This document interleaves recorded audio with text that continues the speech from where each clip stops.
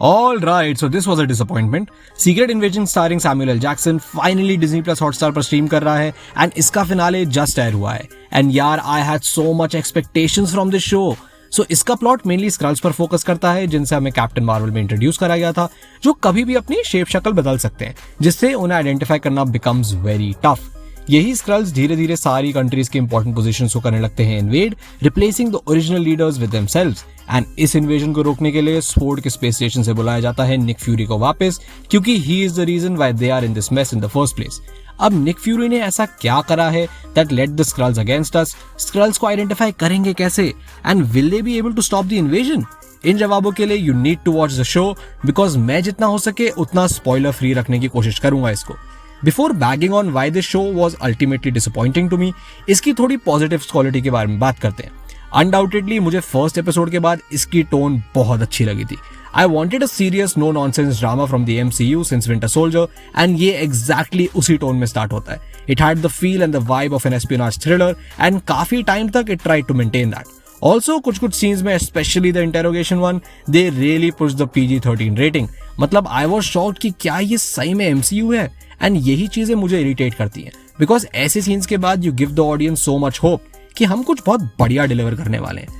Nick Fury के character और उसकी बैक स्टोरी को भी डेवलप करने की कोशिश अच्छी थी, पर ultimately they ended up saying कि निक ने कुछ नहीं करा है, स्क्रल्स ने करा है सब कुछ. मतलब you just discredited the most badass character of the MCU. And on that note अब डिस्कस करते हैं why did this show failed so badly. First of all the CGI was shoddy at best. मतलब Oppenheimer का budget देखो and उसके effects देखो and then compare it to this show and you will realise कि if this is the most expensive Disney plus series of Marvel, तो पैसा गया कहाँ? बिकॉज स्क्रीन पर तो विजिबल नहीं था वो. MCU needs to realize that we don't need fancy locations for a show to be good.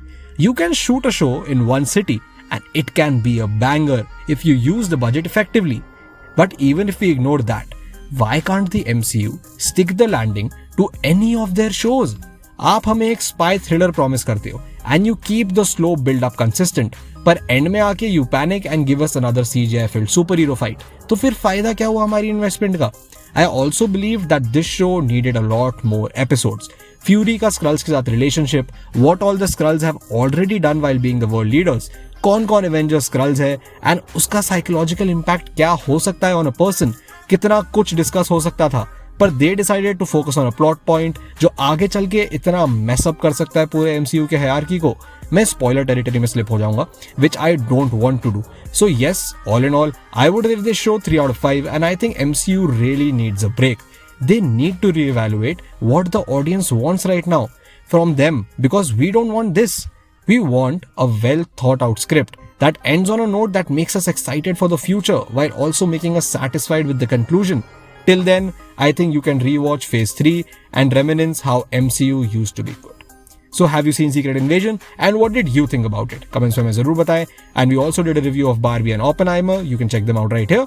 And for more such content, smash that subscribe button and we'll see you next time.